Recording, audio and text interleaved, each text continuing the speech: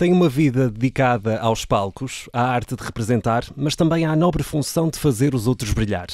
É discreto, preocupado, generoso e muito, muito apaixonado. Nasceu em Angola, em 1963, mas veio para Portugal 13 anos depois para pôr à prova a sua liberdade, limites, mas acima de tudo para crescer e dar a conhecer o seu talento. É ator, pai, avô, é um dos grandes nomes do teatro, da televisão, do mundo da representação e das artes, ainda que tenha muita dificuldade em reconhecer todas estas qualidades, e nós sabemos, vai tentar negar todos estes elogios.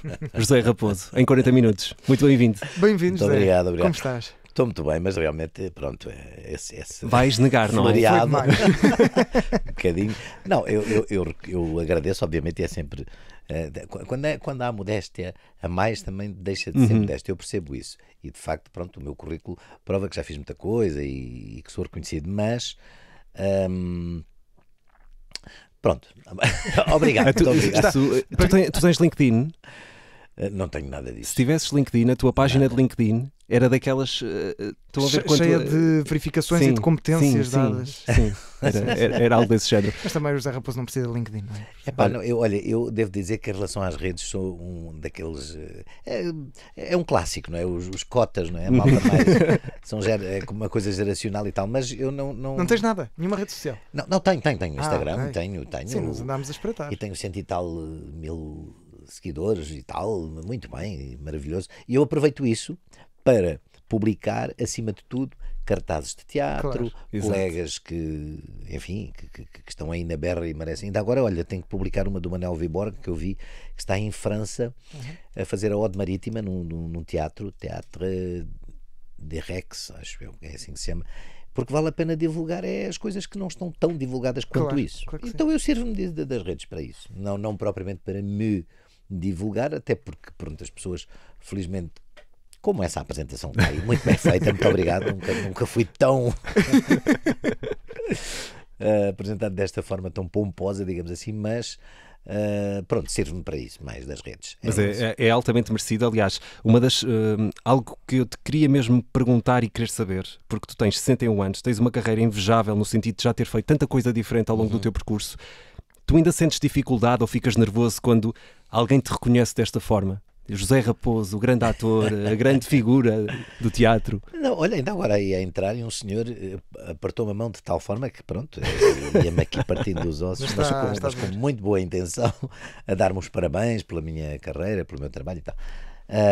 Não, eu ao contrário de alguns colegas que eu sei que ficam um bocado incomodados com essa abordagem, eu é exatamente ao contrário, senão não tinha vindo para ator, não é? Quer dizer, um ator é uma pessoa que se expõe, portanto está sujeito a isso mesmo, a que os elogios sejam espontâneos e que aconteçam na rua. Eu adoro as pessoas que vêm ter comigo e me cumprimentam, abraçam, beijam às vezes também. Beijam muito, as senhoras mais velhinhas, aquela coisa. Eu conto sempre que talvez a expressão mais, a forma como se exprimiram mais nesse sentido de se agradarem com a minha presença, o meu trabalho, etc., foi no Porto, como é óbvio, porque as pessoas aí são muito mais expansivas e carinhosas. Na Brasileira, no Café da Brasileira, um tipo que me viu e deu-me um palmadão. Eu estava de costas, deu-me um palmadão que eu caí. E eu pensei... Foste contra a montra? Não, dentro do café mesmo. Caio, levantei-me, estou-me a agredir, o que é isto? Não, ele, meu filho, eu disse filho daquele. Sim, claro. Boa maneira portuguesa. Isso é carinho no Porto. Completamente, que ele disse, tu estás aqui, não dizias nada, cara. Para dar cá um abraço. E não conhecias de lado nenhum? Não, claro, era uma pessoa do povo. Mas pronto, já tive abordagens maravilhosas, isso é verdade. Para mim é a melhor forma de reconhecer o meu trabalho, pronto, maravilhoso. Eu gosto muito. Olha, mas vamos voltar aqui e puxar a ficha bem atrás. Portanto, a fita bem atrás.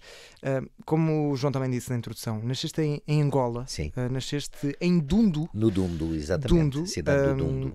Que memórias é que trouxeste na mala quando vieste para Portugal? Eu saí do Dundo com 5 anos, portanto foi mesmo a infância, foi os primórdios da minha primeira existência. infância. Foi. E tenho, como é evidente, há sempre referências que ficam em relação ao mato, não é?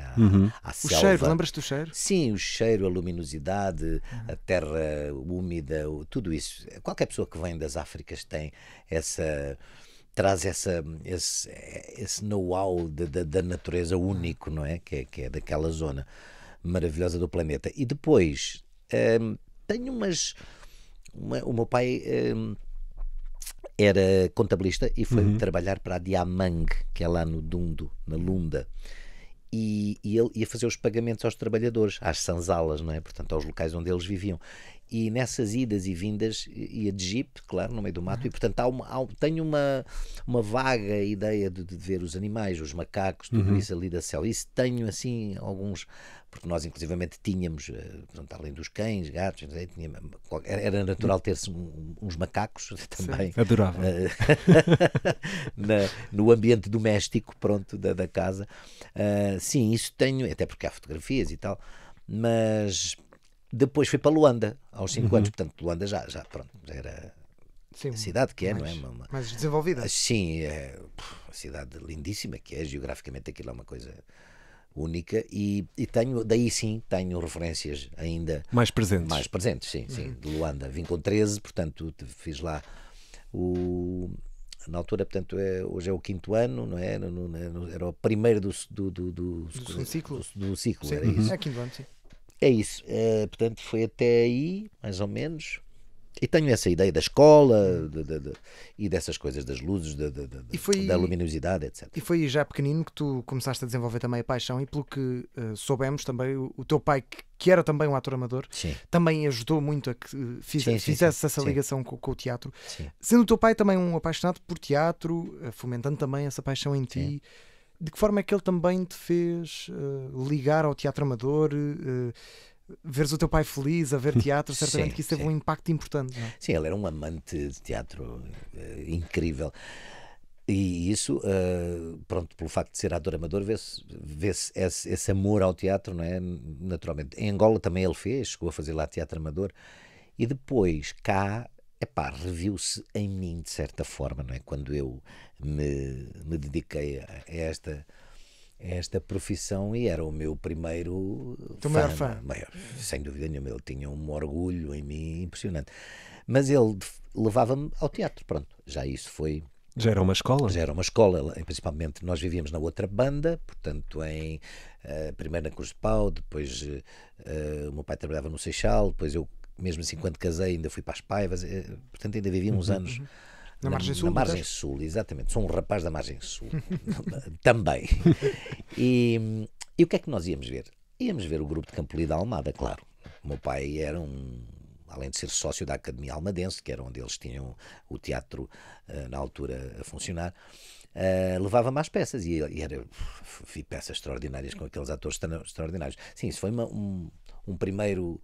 primeira ligação ao teatro. Entretanto, eu estava no 11º e comecei ali na Cova da Piedade a ir para um grupo que fazia teatro amador, não é? Mas que tinha muito a ver com os cabeçudos e bonecos feitos com materiais, papel, cola e mais não sei o quê.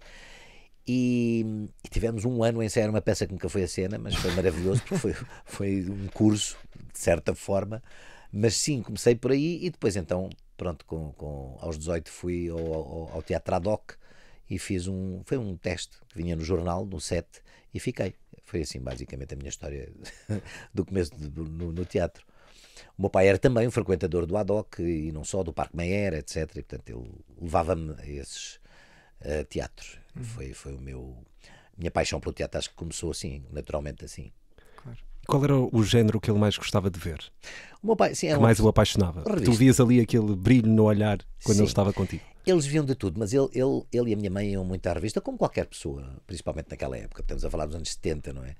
a revista tinha uma força que não tem hoje em dia. Hoje em dia temos um resistente, que é o Teatro Maria Vitória, empresariado pelo Hélder Freire Costa. Eu faço sempre questão de dizer que é uma luta hercúlea, porque contra tudo e contra todos. Não, a revista teve de facto uma decadência, não é? A partir dos anos, sei lá, 60, ou seja, quando eu entrei para o teatro em 1981, no tal ADOC, que fazia revista, onde se fazia revista, já ouvia os mais velhos dizer, pá, isto já está em decadência, isto não sei o quê. E, no já entanto, nessa altura? Já nessa altura, mas eu em 82 fui para o Parque Mayer fazer revista, e no Parque Mayer haviam 3 teatros a fazer revista diariamente, portanto, terça, quarta, quinta, sexta, sábado e domingo, só se folgava à segunda-feira, 2 sessões por dia. Ou seja, as pessoas hoje não têm noção disso, mas terça-feira 2 sessões, uma às 8h30 e uma às 11. Quarta, quinta, sexta e sábado. E depois domingo 3, uma à tarde e 2 à noite. Ora bem, para quem diz que está em decadência e tinha estes espetáculos todos durante a semana e com o público, porque eu sou testemunha disso, não é bem, não estava assim tão em decadência. Era mais o espaço físico que eu penso que estava em decadência nesse sentido. Isso para os teus pais terem te visto em revista deve ter sido... Pá, o meu pai amava, tanto que o meu pai foi também, porque eu depois com a Maria João coproduzimos revistas no Teatro Maria Vitória, com o Hélder Freire Costa, e o meu pai estava também ligado não é à produção, era à contabilidade, pronto, do teatro, e ele amava, ele sentia-se, meu Deus, como peixe na água, porque estava com os atores, havia aquele contacto direto com o teatro em si. Certo. Ele ia para lá, sei lá, às 2 da tarde ou 1 da tarde, e ficava até às 2 da manhã quando eu saía. E pronto, de facto, o meu pai foi uma grande razão pela qual eu enverdei pelo teatro. Se bem que eu acho que estas coisas dos artistas, seja em que área for, ou se tem ou não se tem um dom, não é? Que depois se desenvolve ou não, depende das circunstâncias. Pode ficar em stand-by também. Pode ficar em stand-by, claro que sim. Eu conheço alguns atores que começaram com 40 anos, sei lá, aos 30 e tal, 40, e são belíssimos atores, alguns exemplos. Os dons nascem connosco. Depois, eu dizia isso aos meus filhos, que são os 2 atores, não é? A pequenina ainda não tem idade para isso, mas o Miguel e o Ricardo, ainda. O Miguel e o Ricardo, de facto, deram a entender a mim e à mãe que tinham esse dom, porque senão, eu disse-lhes logo, se vocês não tiverem jeito para isto, esqueçam, não vale a pena trabalhar essa coisa do trabalhar muito, trabalhar, não. Quando se tem um dom, é fixe trabalhá-lo, mas se o tiver. Se tiver o dom, não vale a pena, e há muitos casos em que depois se revela que é uma frustração, porque a pessoa acaba por não se ingrar, porque não tem essa intuição, digamos assim. Pronto, é uma intuição que se tem. Vamos continuar a falar de teatro mais à frente, mais daqui a bocadinho, mas antes eu queria te perguntar, tu vieste para Portugal no período pós-revolução, em 1976. Lembras-te na altura do país que encontraste, até a nível cultural? Que Portugal é que tu encontraste quando vieste para Portugal? Sim, eu era um miúdo e a adaptação não foi fácil, porque de facto nós lá nas ex-colónias tínhamos uma visão das coisas, como é que eu ia dizer, muito mais aberta. E se calhar a ideia de Portugal também era um bocadinho, corrige-me se eu estiver errado, um bocadinho romantizada. Sim, se bem que estás a ver com 12, 13 anos. Pós-revolução, neste caso. Sim, pós-revolução. Pronto, o período era conturbado, obviamente, porque há uma revolução, portanto tudo muda, é tudo muito efervescente em relação a tudo, mas eu refiro-me em relação ao espírito das pessoas. Isto era de facto muito cinzento, as mentalidades, não sei o quê, em relação ao que de facto ao que lá era diferente. Nós tínhamos como é que eu hei de explicar isto? Eu acho que as pessoas que vieram de lá têm toda esta visão, opinião. Lá tudo era muito mais open, não é space, open mind. Open mind, era Talvez. Uma coisa mais, tendo em conta, obviamente, politicamente tudo o que nós sabemos, o racismo, a repressão, tudo isso, mas na vivência do dia a dia, ainda por cima um adolescente com 12, 13 anos, tinha de facto uma noção de liberdade maior do que cá. Cá era tudo muito mais fechado, muito mais. Eu senti isso na escola. Como eu digo, acho que tenho uma capacidade de adaptação fácil. rápida e, portanto, adaptei-me perfeitamente, pronto, e dava-me com as pessoas normalmente. Mas eu vim para casa dos meus avós maternos, na Penha de França, portanto, no centro de Lisboa, num dos bairros típicos de Lisboa, e reparei de facto nessa diferença cultural até, mas, volto a dizer, no espírito de um jovem, não é? De 12, 13 anos. Claro. E José, olhando para esse Portugal que encontraste na altura, também lá está na visão de um jovem de 12, 13 anos, e olhando para tudo aquilo que já fizemos agora nestes 50 anos, a cultura é algo que nós, como espectadores, valorizamos, não é? Gostamos de ver, gostamos de ir ao cinema, ir ao teatro, ouvir música, ver uma boa obra, uma boa pintura, uma boa escultura. A cultura foi valorizada ao longo destes 50 anos? Não, principalmente por quem manda. Mas isso sabemos todos, não é? Neste país... Em 50 anos falhámos? Sim, redondamente. Quer dizer, não se dá... Agora houve um exemplo, quer dizer, há uns meses, não é? Na história das eleições, um exemplo fantástico sobre a falta de... não é noção, sim, também de noção, mas a falta de valorização da cultura que foi nos debates dos candidatos não se ouvir a palavra cultura, não é? E não sou eu que digo, já tanta gente disse isto, não é? Não houve, talvez por lapso, lá tenham alguém falado em cultura, mas portanto não é prioritário, não é? Para os políticos, não é. E que é uma coisa que eu fico espantado, como é que um país da Europa, por muito pobre e cá no nosso cantinho e não sei o quê, tudo aquilo que se diz, mas estamos integrados na Europa. Como é que num país destes a cultura não tem a importância que deveria ter? E da tua experiência também lá fora, daquilo que já viste, há realmente essa diferença? Sim, porque nós ouvimos, não é? Basta aqui ao lado, em Espanha. Basta não olharmos para os espanhóis, quer dizer, então há uma diferença de anos-luz de nós, não é? A começar pelo orçamento do Estado. Isso, mas não só ao nível do orçamento, é mesmo até a nível de valorização cultural. Sim, sem dúvida nenhuma. Nós vamos à Espanha aqui ao lado e vemos os miúdos a serem... a serem, como é que se diz, não é valorizados, a serem chamados a atenção para a cultura local, regional e a partir daí nacional, não é? Portanto, todos eles têm um orgulho incrível com as sevilhanas, por exemplo, o teatro, nós temos o teatro de revista como referência, como sendo um teatro genuinamente português. Não é? Eles têm as Zarzuelas, eles têm a Companhia Nacional da Zarzuela. A Zarzuela também lá já não tem a importância ou a pujança que teve em tempos idos, mas eles preservam por ser um género nacional, não é? E preservam de que maneira? Nós não, nós aqui, o fado, lá está, foi considerado, foi elevado a património, mas a revista e outras coisas relacionadas com a nossa cultura não são elevadas. Por exemplo, ainda hoje falava com um colega sobre os dramaturgos portugueses. Nós temos pouquíssima gente a escrever para teatro, porque também não há incentivo nesse sentido, não é? Na escola não há uma formação específica, não se passa legado nenhum. E isso, eu sinceramente acho que os culpados maiores são os decisores, são quem manda. Portanto, isso vem de cima, não é? É óbvio.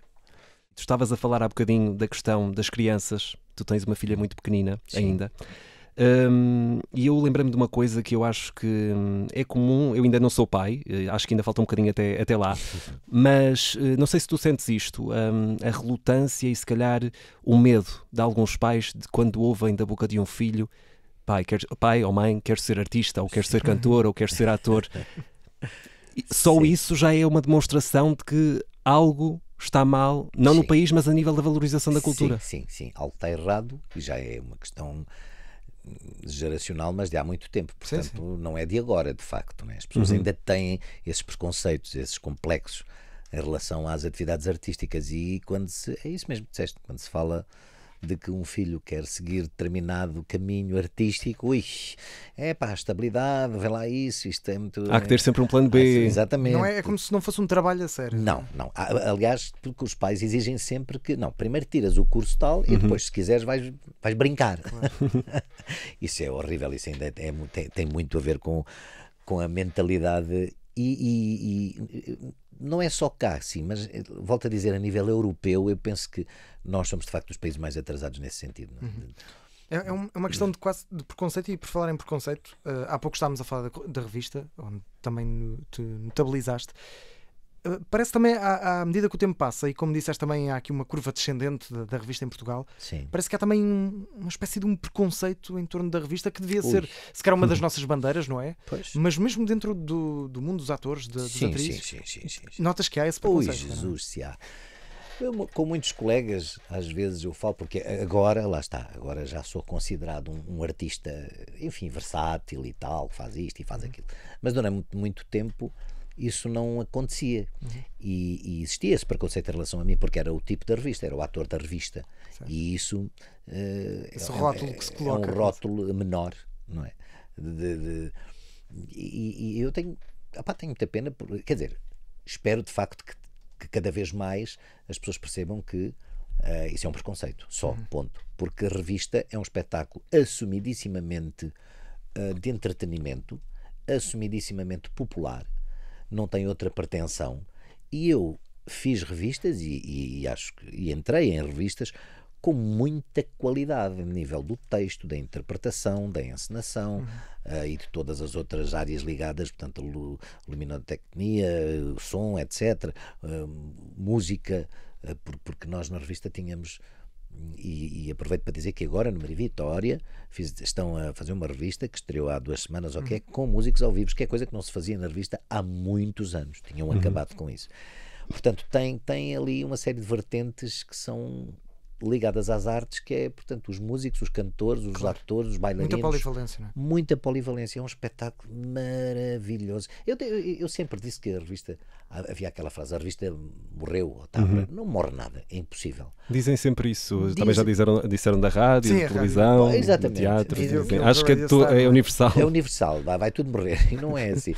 Não, porque o povo acaba por decidir acima dos tais decisores. O povo é com mais ordena, como diz o outro, porque nós vamos a qualquer região do país e qualquer terra tem o seu grupo de teatro, e o que é que eles fazem? Revista, acima de tudo, porque é claro que é mais fácil, obviamente, mas é assumido, tudo bem. O que interessa é que se faz teatro, é em cima de um palco e as pessoas estão a representar, é isso que interessa, e falam das coisas locais. A revista tem crítica política e social, acima de tudo é isso. Portanto, depois depende de quem de facto escreve, quem interpreta, quem dirige, ou é bom ou não. Como em tudo, como no teatro mais elitista, como em relação ao Shakespeare, seja lá quem for, as coisas ou são boas ou não. Depende de quem as faz. E na revista eu vi coisas maravilhosas. Os meus mestres são pessoas que fizeram revista, que foi o meu início, não é? Ao princípio. Portanto, a revista sempre. Sempre. José Raposo, com tantos anos de carreira, com tantas personagens que já te passaram pelas mãos, pelos papéis onde leste várias histórias, tu ainda sentes aquela disponibilidade para encarar qualquer desafio? E agora vou aqui inserir uma personagem que eu gostei imenso, que tu fizeste muito recentemente para uma série, Senhor Rui, onde interpretaste o Rui Nabeiro. Sim, comendador, exatamente. Tu ainda sentes essa disponibilidade aos 61 anos para encarar qualquer desafio, ou sentes que agora também consegues decidir melhor e dar o passo na tua carreira que queres dar, no sentido de procurar a melhor personagem? Mais, não é? Sim. Eu aprendi a dizer que não muito recentemente, que é uma coisa maravilhosa. Aos 60? Exatamente. É ótimo poder dizer que não a tremer, porque em Portugal nós não podemos dizer assim tão facilmente que não. Tantas vezes. Porque o mercado não é tão... a oferta não é tão fabulosa quanto isso, não é? Nós temos que fazer o que nos vai aparecendo. Mas esse exemplo é maravilhoso. Eu adorei fazer de Rui Nabeiro, que é uma personagem... Até pela importância. Sim, claro, o peso que tem, claro, não é? Sim, o peso que tem. Todos nós sabemos a história, não é? Do comendador. E eu, quando as pessoas me dizem, mas como é que tu estudaste, pesquisaste? Sim, pesquisei o que existe, que são as entrevistas dele, e depois a história que me foi dada ali. Há sempre com o realizador uns ensaios, umas coisas, mas acima de tudo, eu acho que tenho essa capacidade de absorver com facilidade características das personagens que são propostas. Agora, quem manda, lá está mais uma vez, quem decide e quem manda, se calhar não vê muito bem isso em mim e noutros que existem, que têm essas capacidades. Pá. As coisas estão muito ainda divididas por nichos, por grupetas, por amigos, por não sei o quê. Tanto no teatro como no cinema, como na televisão. Em todas as áreas. É os amigos dos amigos e não sai muito dali. Tanto que hoje em dia vemos novelas e eu ouço as pessoas a dizer, olha, a novela que vem a seguir, mas são os mesmos. Então parece que a história continua. Ou seja, ainda está, cá em Portugal ainda há muito essa política dos nichos. Não é?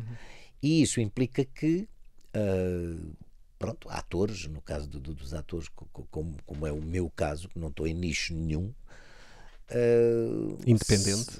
E sou independente, completamente, seja preterido em vários trabalhos que eu gostaria de ter feito, sem dúvida nenhuma, não tenho problemas em dizer isso. E concretamente nas biografias, quando é para fazer a biografia de alguém, eu adoro fazer esses, entre aspas, esses bonecos, não é? Essas personagens que... E esse do Rui Nabeiro foi muito bem conseguido. Eu adorei, obrigado, eu adorei. Mesmo o sotaque, há muito preconceito cá em Portugal em fazer seus sotaques. Eu vejo às vezes novelas no Minho ou no Algarve, eles a falarem a Lisboa, mas isto está tudo, porquê? Não há dinheiro para estarmos 2 meses a ensaiar. Não há dinheiro, mas... É sempre o dinheiro, não é? Sempre, mas é uma desculpa, porque aquilo é uma fábrica, então tem que ser tudo muito rápido, tudo para ontem. É muito mais isso, penso eu. Claro. Pronto, era mais. Estava a falar por causa dos sotaques, que eu adoro, porque temos sotaques maravilhosos, sim, lindíssimos. Isto é giro, eu ouvi-los. Por exemplo, o Rabo de Peixe. Eu participei, já nem sei se posso dizer ou se não posso, que eles fazem uns contratos muito estranhos. Mas tu vê lá. Qualquer coisa cortamos. Ninguém ouve também. Pronto, eu entrei agora também no Rabo de Peixe nas próximas temporadas. E foi maravilhoso, porque é um projeto fabuloso, não sei o quê. E, como toda a gente sabe. E aquilo não tem o sotaque. Sim. Foi uma opção mesmo. Foi uma opção. Agora, eu também percebo a justificação, que é uma coisa mais internacional, digamos assim. Sim. Portanto, não é. Os estrangeiros não sabem se o sotaque é português ou não. Mas mesmo assim, eu tenho pena, porque para Portugal, para nós, era muito engraçado ouvirmos aquele sotaque. Se bem que, concretamente, em Rabo de Peixe, o sotaque é muito carregado mesmo. É muito difícil. Ia ser preciso mais do que 2 semanas de aulas, se calhar. Exatamente. E teríamos que, se calhar, aldrabar, entre aspas, um bocadinho para se perceber determinadas expressões. Não é? Pronto, eu aí até entendo. Agora, quando se fala do Porto ou do Alentejo, aqueles que são mais conhecidos, é uma pena não se fazer os nossos sotaques, principalmente nas novelas, não é? José Raposo, quando falamos de ti, há sempre vários nomes que são associados, mas há um que é impossível não dizermos, que é o de Maria João Abreu. Claro. Foram muitos anos em que vocês partilharam uma vida juntos, um palco juntos, sim. Tudo. O que é que a Maria João Abreu também te ensinou ao longo de todos esses anos? A João, nós vivemos 23 anos, não é? A João ensinou muita coisa a muita gente, porque só o facto dela ser o ser humano extraordinário que ela era, já isso é um ensinamento para qualquer pessoa que se tenha cruzado com ela na vida. Sim, a João era um caso muito especial. Aliás, isso comprovou-se porque quando aconteceu o que aconteceu, na morte dela, todos nós vimos a reação nacional, claro, ao seu desaparecimento. Era muito querida para já como atriz, porque era uma grande atriz, e há determinados artistas que passam a sua humanidade através da tela. Não se explica isto. Independentemente dos papéis, de fazerem um vilão ou uma pessoa muito boa, não sei o quê. Ela tinha uma humanidade natural nas coisas que fazia, e depois na vida real tinha, de facto. Era uma pessoa que ajudava naturalmente os outros. Era uma pessoa... Bem, a família nem se fala. Ela, com os nossos filhos, né? Ela era uma coisa de todos os dias, que acabava de trabalhar, ia lá à casa, levava batatas, fazia assim, lavava o chão, fazia não sei o quê, e como avó a mesma coisa, como filha, e depois com os amigos e com os colegas era super generosa em todos os sentidos, não só no trabalho como na vida. Era uma pessoa fora do comum, era uma Madre Teresa de Calcutá daqui, nossa. Não, era uma pessoa, é indescritível. Só tendo vivido, como eu tive a sorte de ter vivido próximo dela como marido, como pai daqueles 2 filhos. Muitas pessoas que conhecem os nossos filhos vêm-me sempre dar os parabéns e falam sempre: vocês os 2 criaram 2 seres do outro mundo. Deve ser das melhores coisas. Das melhores sensações. Sim, e tu estás aqui a falar dela de uma forma tão bonita, mas que falas sempre. Eu não sei quanto a ti, André, mas eu fiquei arrepiado. Sim, claro. Mas não, estou mesmo a ser sincero, a forma, porque tudo aquilo que tu dizes, nós sentíamos isso na Maria João Abreu, pelo menos eu. Exato. Era aquela pessoa que entrava na e televisão. Nunca a conhecemos. E enchia a televisão. Sim, e até mesmo no último projeto assim grande que ela participou na SIC, no Golpe de Sorte, que acabou por ser assim a grande montra, digamos, em que ela teve num grande projeto. Foi o jackpot, literalmente. Uma grande montra tardia. Sim. Porque a João já merecia ter tido aquele protagonismo há muitos e muitos anos. Certo. Pela grande atriz que ela era. Mas isto, lá está, mais uma vez, neste país somos muito, muito pequeninos nesse aspecto, porque cada vez mais se vende a imagem, não é, do que propriamente o talento que as pessoas têm. E pronto, claro que a jovialidade, etc., está à frente de tudo, mas ela foi talvez das primeiras, estou a falar dos últimos anos, pelo menos com a idade dela, a ser o protagonista de um projeto. Não é? E pronto, pouco tempo depois fez mais uma novela e aconteceu o que aconteceu, que foi horrível, porque ainda por cima tinha 57 anos, uma pessoa na flor de tudo, da vida profissional, pessoal, etc. Enfim, foi um drama, foi muito complicado. Deixou-te cá 2 presentes, 2 filhos que tu fazes questão de... Lá está, não preciso dizer nada. Exato. Tu és aquele pai, eles são os 2 atores, tu és aquele pai quando vê alguma coisa dos teus filhos, ligas? Não. Muito feedback. Não, eu choro nem uma Madalena, mas é evidente. No dia, ainda agora fui ver o Miguel lá. Sempre lenços ao lado de José Raposo. Sempre. No Maria Matos, como é que se chama? Hansen, eu nunca sei o nome daquilo que eles deram, por acaso deram um nome que não é nada apelativo em relação ao grande público, mas foi exigência dos autores não mudar o nome. E é um musical sobre... O Querido Evan Hansen? Exatamente, o Querido Evan Hansen.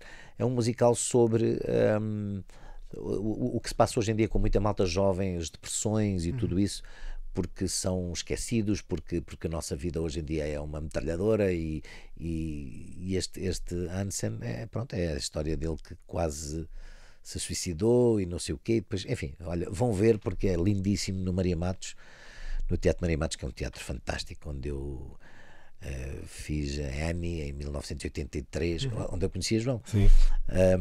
E que fiquei sempre apaixonado por aquele teatro. É um teatro fantástico, muito específico, numa zona que não é central de Lisboa, ali no pé da Avenida de Roma. Bem perto aqui. É bem perto daqui, exatamente. E é um musical que poderia ter um caminho Lamechas, mas não é Lamechas, é muito bem escrito, tem vozes maravilhosas. E pronto, o meu Miguel, como os que lá estão, ele é fantástico, ele é fabuloso. Temos aqui um pai tão babado. Babado. E se formos falar da filha Lua, se calhar ainda vai ficar mais. Pois, então essa agora é a princesa. É a princesa da casa, não é? Eu tive, 2 rapazes, que eu, como vos digo, eu amo e, enfim, são a minha razão de existir. E de repente aparece uma menina, mais tarde, com uma idade, enfim, de pai-avô, digamos assim. Mantiveste a mesma paciência, disponibilidade? Sim. É verdade que a idade dá-nos uma outra... Claro. É natural, é lógico. A maturidade muda-nos, não é? Somos mais compreensivos, mais pacientes, mais tudo isso. Mas eu acho que o facto de ser uma menina, a Lua, tem aquela relação do pai com a filha, né, de que se fala. Sim. Isso existe de facto. Há aqui uma cumplicidade, uma coisa. Aquela ideia que as meninas gostam sempre mais dos pais, das mães. É evidente que a mãe é que faz tudo. A Sara é a mãe galinha. A Sara é uma mãe galinha. A Sara, olha, ainda hoje ficou a brincar com ela e ela tem até, é verdade, mais paciência no sentido de aquelas brincadeiras muito que nós fazemos com eles porque são nossos filhos, mas que não tem sentido nenhum. Toma lá este boneco, tu és a rainha, eu sou o rei, vá. Agora diz-me não sei o quê. Então vá, e quando começamos a inventar, ela era, não é nada disso, eu é que sei. Só dizes, diz isto e eu digo aquilo. Então vamos fazendo tudo o que ela quer durante horas. É já uma dramaturga, de certa forma. Completamente. Já está a planear. Olha, mas por falar na Sara, tu tens agora este checkmate, não é? Fazes parte do elenco, baseado num clássico brasileiro, o Caixa A2, escrito pelo famoso Juca de Oliveira. Juca de Oliveira, exatamente. É uma peça em que também voltas a contracenar com a Sara. Com a Sara, Barradas. Como é que é também viver isso, não é? Estar em palco com a pessoa com que partilhas também a vida? Sim. Já estavas habituado também, obviamente, com a Maria João. Sim. Mas como é que é? É mais pressão? É mais intenso? Não, é maravilhoso porque, sinceramente, é assim. A Sara tem 33 anos, portanto é uma jovem atriz, mas é muito madura, muito mais do que eu. Mas não tem comparação. A Sara tem para aí... não sei, não direi 80, mas tem uns 70 anos de maturidade. Bom, ainda mais velha que o próprio José Raposo. Exatamente. Não, ela é. E depois é uma belíssima atriz, as pessoas sabem, basta vê-la nas novelas, não é? Mas é muito engraçado que ela começou tarde no teatro, sendo um desejo dela, desde muito cedo. Ela queria fazer teatro, mas as pessoas, lá está, conotam-nos muito com as coisas onde começamos. E a Sara era a menina das novelas, portanto ninguém a convidava para grupos que estão, os tais nichos, que estão compostos, sei lá, claro. E é muito difícil de entrar. Ainda por cima não fez o conservatório, portanto não teve uma formação académica ligada ao mundo do teatro, e tudo isso tem muita influência. São preconceitos. É preconceito, sim. Se continua a história dos preconceitos a existir. Mas em 2012 fizemos uma comédia, o Isto é que me dói, onde ela esteve no palco com os meus filhos, comigo, estávamos ali um núcleo familiar grande, e a partir daí, pronto, começou a fazer mais teatro. Já foi convidada, felizmente, para outras pessoas, e tanto no projeto do ano passado, do Trair e Coçar, como este, estamos os dois, e é maravilhoso. Magnífico. Porque este papel é quase insignificante que ela tem agora, mas ela quis fazê-lo por ser com quem era. Não só comigo, claro, mas com o Marcos Caruso, como ator. E a Carla Andrino, e o Unas, e o Ivo Lucas, pronto, que é o resto do elenco. Mas pronto, a Sara é de uma geração, eu também, venho da minha, em que a relação com as novelas e com os atores brasileiros era muito forte, fizeram parte do nosso imaginário, não é? Claro. Fazem parte do nosso imaginário. E ela tinha aquele... Eu disse, o Caruso. E o Caruso, que foi o que escreveu o Trair e Coçar, quando esteve cá o ano passado, dizia, eu quero fazer com vocês uma peça, não sei o quê. E calhou ser esta, escolheu-se esta, que é ótima, que é fantástica, que é uma comédia de costumes, porque tem muito mais a ver o texto até do que com as situações. O Trair e Coçar tinha mais a ver com as situações, era uma comédia de portas, de enganos, mas nesta, a Sara, o papel pequeno que tem uma grande contracena com o Marcos Caruso. Não digas. Só digo isto, não digo mais nada. Ora, estamos a falar, portanto, deste último grande projeto onde estás ligado, o Checkmate, que ainda está em cena até fevereiro, não é? Vai para o Porto depois também? Sim, senhor. Para os dá muito tempo, ficarem... mas não se esqueçam. Não se esqueçam. Até fevereiro estamos no Casino Lisboa, no Auditório dos Oceanos. Depois vamos ao Porto março e abril, né? Março e abril, exatamente. E em maio é um mês de turnê, que é pouco tempo, porque depois o Marcos Caruso tem que ir para o Brasil, por contrato, com a Globo, mas até maio vamos estar em cena com esta peça. Muito bem. Infelizmente não temos até março para estar à conversa contigo. É uma pena muito grande. Mas temos apenas 2 perguntas muito rápidas para te fazer. Em primeiro lugar, 25 anos da Casa do Artista, e há pouco disseste que tinhas acabado de vir de lá. É verdade. E tínhamos uma pergunta para te fazer, que é, no final, depois de toda esta ligação que tens também, tens sido um dos impulsionadores da Casa do Artista, vês também a passar os últimos dias da tua vida na Casa do Artista? Sim, aliás, aquilo é a nossa casa, a casa dos artistas, e quer dizer, eu como vocês sabem, tenho uma mulher que é mais nova, portanto será uma cuidadora natural dentro desse prisma, e 2 filhos também, jovens, portanto não é uma coisa que nós, qualquer um, mesmo todos os que lá estão, os residentes, não estavam a pensar. Não equacionaram na sua vida. Equacionar isso. Quer dizer, eu equaciono naturalmente, se for caso disso, vou, porque é um espaço maravilhoso, é um espaço onde a qualidade de vida e a dignidade que se tenta dar às pessoas que lá estão é uma questão primordial para nós, é uma missão para quem está nesta direção, É por isso que eu lá estou e dá-me um prazer enorme que aqueles meus colegas que são as minhas referências tenham essa qualidade de vida no final das suas vidas, porque de facto trata-se de um lar, mas um lar muito específico, porque é um lar que é um polo cultural, que tem um teatro, tem uma academia de workshops e dança e ensaios, não sei o que, são 10 salas que nós lá temos para isso. Temos que estupidez, onde se faz as exposições, uma galeria Raul Sonado, Teatro Armando Cortês. Temos grandes figuras. É verdade, e temos que foram as pessoas que iniciaram esta obra. É uma obra fantástica. As pessoas deviam ir lá para conhecer, visitar, e estão convidados a isso. E já agora aproveito para dizer quem se quiser fazer sócio, é só ir à internet ou www.casadoartista.net e podem se inscrever como sócios. O que é bom para uma pessoa ser sócia? Para já é bom porque estão a ajudar pessoas que os fizeram, como eu dizia há bocado, sonhar toda a vida, e isso é muito importante. Depois é bom porque tem também uma série de regalias, porque temos parcerias com teatros, com hotéis, com não sei o quê, em que, sendo sócio da Casa do Artista, têm descontos para essas coisas. Mas acima de tudo, são 40 euros por ano, portanto são 4 euros e tal por mês, não custa nada, e para nós é uma grande ajuda que as pessoas se façam sócias. Há os sócios apoiantes, que é qualquer pessoa, e há os que têm estas regalias, e há os sócios efetivos, que são pessoas ligadas ao meio, não só artistas, as pessoas que estão também por trás das câmaras e dos palcos, portanto, as costureiras, os cameramans, etc., têm todo o direito a ser sócios efetivos e um dia irem para lá, se necessitarem.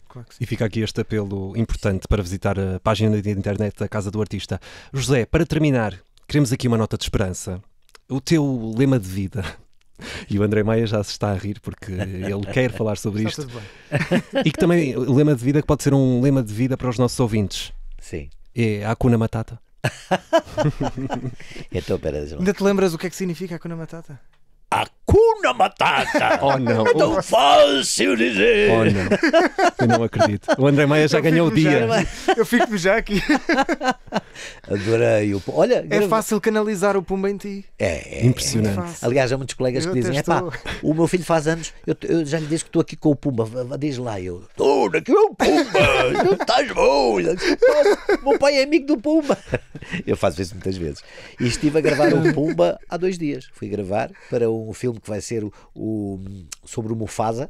Sim, já foi anunciado, exatamente. Como é que é o nome do filme? Olha, já não me lembro. É sobre o Mufasa. Sim, mas é sobre o Mufasa, sim. A história inicial do Rei Leão. Antes do Rei Leão. Exatamente, do Mufasa. E então entra também outra vez, claro, o Timão e Pumba, lógico. E tem lá estive a gravar há 2 dias. Exatamente. O Pumba é para sempre. É das personagens. Lá está, é um desenho animado, no entanto, é das personagens que mais prazer me deu na vida fazer. É maravilhoso, é um boneco engraçadíssimo. Estou fascinado. Eu não quero que digas mais nada porque esta conversa tem de terminar assim. Não há melhor forma de acabar, acho que ficamos por aqui. José Raposo, muito obrigado por teres vindo à Rádio Observador. Foi uma grande conversa, muito obrigado. Obrigado, até para a semana. Muito obrigado.